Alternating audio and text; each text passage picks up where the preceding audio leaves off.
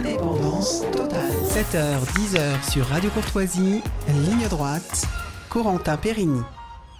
Bonjour Richard de Sèze. Bonjour Corentin. Alors, vous êtes l'auteur notamment de Ronde Servette est-il de droite ? Je le rappelle, je crois que je ne l'ai pas dit la dernière fois, aux éditions La Nouvelle Librairie, de En arrivant au paradis, aux éditions du Cerf. Et puis vous êtes journaliste à Politique Magazine. Et vos vidéos marchent très bien sur YouTube. Les gens vous découvrent parce que voilà. Donc, je suis ravi. Voilà. On a ajouté de l'image au son tout de suite. C'est moderne. Voilà, c'est exactement. C'est ce que vous faites de plus moderne. Alors, Richard de Sèze, et puis vous êtes chroniqueur sur Ligne Droite désormais, vous voulez nous parler du 49.3 d'Elisabeth Borne qui s'y attache, elle s'est pas dit tiens je vais arrêter, c'est terminé maintenant. Non, il y a un vrai succès dans ce gouvernement, il y a une vraie constance en fait, c'est le recours au 49.3 parce que il y a plein de choses qui fonctionnent pas forcément et en même temps aussi quand même, voilà, elle a dit voilà, 49.3, je l'utiliserai plus jamais. Et donc tout de suite, elle le réutilise parce que, en fait, ça, c'est la seconde constance d'Elisabeth Borne. Elle l'utilise beaucoup et ensuite, elle respecte jamais ce qu'elle dit, en fait. Mais c'est pas grave. Elle était à Saint-Malo l'autre jour et elle a dit quelque chose qui était vraiment important. Les actions venues d'en haut, imposées depuis Paris, ne marchent pas. Et ça, elle l'a dit à tous les Malouins. Et les Malouins, ils étaient là en disant ouais, bravo, effectivement, ça marche pas. Et en même temps, parce que voilà, bon, c'est une macronienne, en même temps, 49.3 dans ta face, parce qu'il n'y a pas de raison. Puisque ça marche pas, on va continuer. Et même Cazenave, il a dit de toute façon, je pense qu'il y aura au moins 10 49.3 d'ici Noël. Parce que voilà, cadeau. Si jamais vous aviez fait votre liste de cadeaux, il y a déjà pensé à vous. On en aura une dizaine parce qu'il y a la PLF, la programmation de la loi de finances, il y a la PLFSS, la programmation de loi de finances de la sécurité sociale. Donc c'est bon, donc on va se taper les 49.3. Alors même 20 minutes pensent qu'il y en aura 17 parce qu'ils estiment à peu près qu'il y aura 49.3 pour la loi sur l'immigration. D'accord. Donc là, mais il y a un tapis de 49.3 qui va se dérouler, mais ça va nous emmener glorieusement jusqu'en 2024. Oui. Alors, et ce 49.3 là, on nous dit c'est normal parce que là en fait la France, elle a besoin d'être responsable, claire et souveraine. Même c'est Elisabeth. Souveraine. Ah oui. Souveraine. Mais c'est Elisabeth qui l'a dit. En fait, ce 49.3 là, c'est un enjeu de responsabilité, de clarté et de souveraineté. D'accord. Elle a dit tout de suite après, pour respecter nos engagements européens, parce que c'est ça la souveraineté française, c'est respecter les engagements européens, qui sont même pas d'ailleurs des engagements européens, parce que à l'Europe, on a promis qu'on allait lui filer 27 milliards cette année. Bon, c'est logique, on a déjà dépassé 3 000 milliards de dettes. La France est à 3 013 milliards, enfin en mars. Depuis, ça a dû augmenter un peu. Et donc là, on va quand même leur filer 27 milliards. Et comme on est à 3 000 milliards de dettes, qu'on est quasiment à un déficit abyssal qu'on n'a jamais connu dans toute la zone Europe, on est vraiment super mauvais. Alors, on donne énormément, mais on est la lanterne rouge de l'Europe sur tout le reste. Et donc, l'Europe, elle a besoin qu'on fasse un 49.3 de plus pour bien montrer que on est responsable. Et Bruno Le Maire, qui est vraiment un des fidèles soutiens d'Elisabeth Borne, a même ajouté que c'était de la crédibilité. Alors moi, en plus, quand Bruno me dit c'est un texte fondamental pour la crédibilité budgétaire de la nation française, tout de suite, je veux dire, ça déchaîne l'enthousiasme. Parce que Bruno, s'il y a un mec qui est crédible en matière de budget, mais c'est bien lui. Ah oui. Quoi. Voilà, en termes de texte aussi, mais il passe sa vie à être ultra crédible. Alors, il y a ses romans où il est effectivement crédible, sur des sujets que je maîtrise très mal, mais que lui, visiblement, il est à l'aise avec.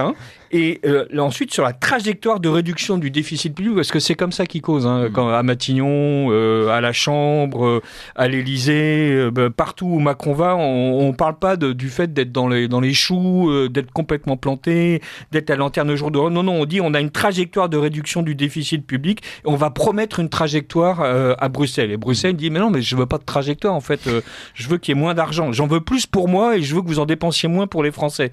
Alors l'autre il a dit ah bah oui, vous avez raison, c'est ma souveraineté. Ma souveraineté, c'est je vais continuer en fait à plomber les dépenses publiques en promettant des 430 millions d'euros pour l'essence, mais en même temps, je vais faire en sorte de plus du tout soutenir les gens sur l'électricité, parce que c'est vrai, après tout, l'électricité, ils en dépensent plus que de l'essence, et puis surtout, il y a un truc que je vais pas faire, c'est baisser les taxes sur le pétrole, parce que comme, après tout, c'est visiblement les impôts qui font le maximum du prix de l'essence, je vais agir sur tous les moyens qui sont disponibles, sauf sur celui-là. Et donc, en plus, ça finance la transition écologique. Mais ça finance la transition écologique. Vous savez, le truc que les Anglais veulent plus en entendre parler. En France, il y a une petite victoire française dans l'Union européenne, c'est que, en fait, on a réussi à ralentir cette fichue trajectoire de transition écologique, où là, enfin, la France a commencé à faire, à grouper autour d'elle ou à s'agréger à ceux qui y pensaient déjà sur le fait qu'après tout, on va peut-être pas ruiner totalement notre industrie automobile, on va attendre un peu et on va faire en sorte de commencer à se muscler un peu, d'avoir des petits bras un peu moins malingres face aux grosses batteries chinoises.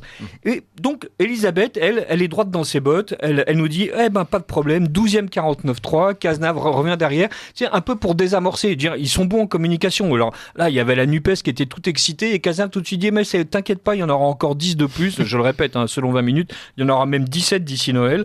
Et donc, les Français, ça les excite pas. Voilà, en fait, le budget, ils y comprennent rien. Voilà, quand on leur parle en plus d'une trajectoire de réduction du déficit public, ils comprennent pas. Alors, bien sûr, il y a le Haut Conseil aux finances publiques qui, lui, dit des choses qui sont beaucoup plus communicantes.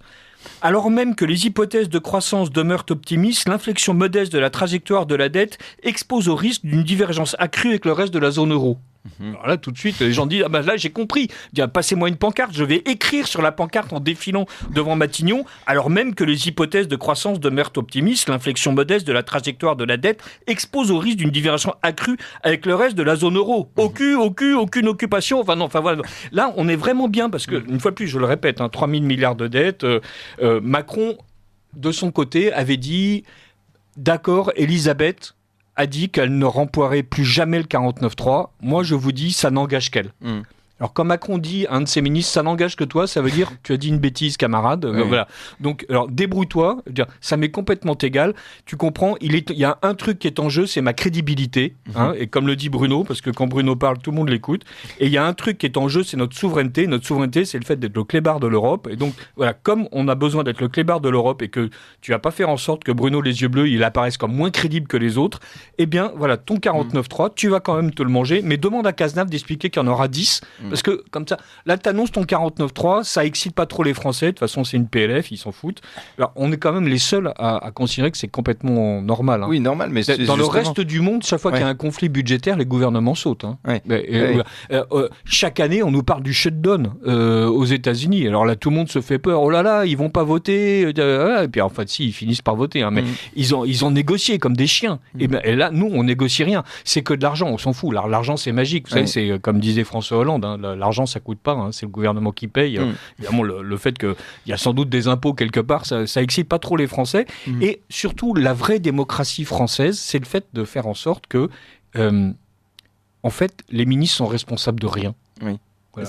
Mais Macron non plus n'est pas responsable de grand-chose finalement. Macron, c'était la réforme de la Constitution de 2007 de Sarkozy. On va rendre le président de la République responsable. Eh ben non, rien. En fait, là, il en a beaucoup parlé avant la réforme. Il en a parlé pendant les discussions sur la réforme. Et la réforme, quand elle est sortie, le président, il n'était pas plus responsable qu'avant. Ils avaient créé un vague petit truc où, en gros, s'il déclenche une guerre atomique sans avoir prévenu les gens et qu'en fait, on se rend compte après la guerre que c'était pas juste, on aurait le droit, si jamais il est encore vivant, de le juger. Ok, voilà. Non, ça, bon, les gens se sont dit d'accord, là on peut lâcher, c'est pas grave, il va pas risquer. Normalement, ça devrait on pas risque se passer. rien. De toute façon, la NUPES n'existait pas encore. Voilà. Et là, on se retrouve avec une 5e République où les ministres peuvent dire n'importe quoi, faire n'importe quoi, avoir contre eux l'intégralité de la Chambre et les 2/3 de la population, mais c'est pas grave. Et jusqu'en 2027, il va y avoir des 49.3, vous pensez? Mais chaque année. La loi de programmation financière, c'est chaque année. Et donc, il y a quand même peu de chance. Alors, peut-être qu'il va y avoir, je sais pas, une épidémie de grippe espagnole qui va ravager les rangs de l'Assemblée nationale et on va avoir une 2e chambre qui va être élue où il y aura encore moins de gens de Renaissance et donc il y aura là pour peut-être une motion de censure où enfin il y aurait suffisamment de gens pour faire tomber ce fichu gouvernement parce que là la NUPES dépose une motion de censure, le Rassemblement national a décidé de voter la motion de censure de la NUPES. Le groupe Lyotte aussi avait déposé voilà et donc là avec un peu de chance donc on va avoir comme d'habitude quasiment la moitié de l'Assemblée nationale qui votera contre le gouvernement et le gouvernement expliquera. Mais grande victoire de la démocratie, en fait, ça n'a pas marché. Avec les LR qui diront, ouais, mais nous, vous comprenez, nous sommes un parti de gouvernement, disent les mecs qui sont plus au gouvernement depuis assez longtemps quand même. C'est pas ça les gêne pas. Ils ont l'impression que comme il y a Darmanin et Le Maire, alors ils sont là en train de leur tirer les basques en disant, ouais, attends, on est un parti de gouvernement, mais ouais, bien sûr, vas-y, vote pour moi. Et ils se disent pourquoi pas un jour être ministre aussi. Mais si Darmanin a réussi à être ministre, vous imaginez tous les LR, il y a que Éric Ciotti qui n'y croit plus. Là, il est trop vieux. Lui, il vise la mairie de Nice. Bon, voilà, donc il est et il est là tranquille. Ambitions. Et c'est d'autres ambitions. Elles sont plus à sa mesure. C'est un peu le troisième couteau de la 5e République, Ciotti. Donc il est là, on dirait j'ai raté tous les ministres possibles. Donc maintenant j'ai fait en sorte que Muselier soit élu. Donc je me suis renié partout. Donc si jamais vous pouviez me garder la mairie de Nice, ce serait sympa. Voilà, faites en sorte qu'Estrosi dégage. On sait jamais. Il y a un moment donné, vous pourriez quand même me filer ça comme bonbon. Et l'autre lui dit ouais, bien sûr, continue à voter pour moi, s'il te plaît. Voilà, et continue à être responsable, s'il te plaît. Continue à être crédible. Voilà, fais comme Bruno, sois crédible. Voilà. Donc c'est comme ça que ça marche. Voilà, le 49.3, c'est un grand moment de démocratie française sous la 5e République. C'est-à-dire un gouvernement que ne soutient personne va voter un budget qui ne plaît même pas à l'Union européenne pour prétendre avoir une trajectoire de réduction du déficit public tout en continuant à augmenter les dépenses. Miracle macronien. Miracle macronien, merci Richard de 16 pour cette belle chronique sur le 49.3. Bah, écoutez, évidemment, on reviendra là-dessus, parce que d'après vous, donc 17 jusqu'à Noël, c'est ça ? D'après 20 minutes, mais effectivement, prenons les paris. Voilà, si les auditeurs de Courtoisie veulent nous envoyer leurs propres pronostics. Bon, allez, 17, on va miser sur 17. Merci Richard de 16. Je rappelle le titre de vos deux livres, Le rond de serviette est-il de droite ? Et puis En arrivant au paradis aux éditions du Cerf. Merci à vous.